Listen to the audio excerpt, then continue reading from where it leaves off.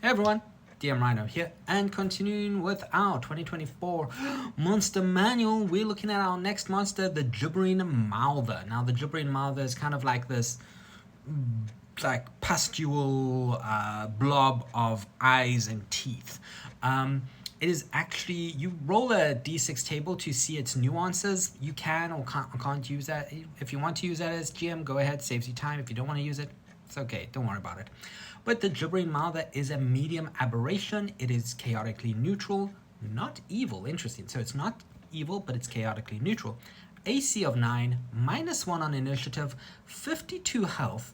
It can move at 20 feet and it can swim at 20 feet. It is immune to being prone and has dark vision of 60 feet. And it is also a CR2 creature level. Now, the gibbering mouther is it has this trait called apparent ground, which means 10 feet of ground within itself. So from 10 feet of ground from it becomes difficult terrain.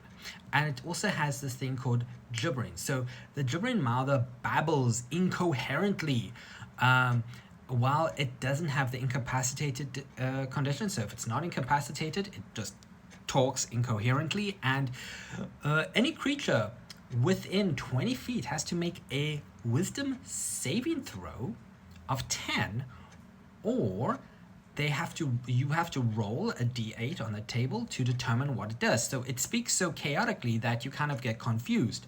So on the d8 table, on 1 to 4, the target does nothing.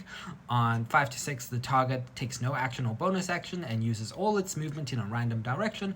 On 7 and 8, the target makes a melee attack against the random creature determined and or does nothing if it can't make such an attack. So it either makes an attack. So it kind of speaks so coherently that it confuses people.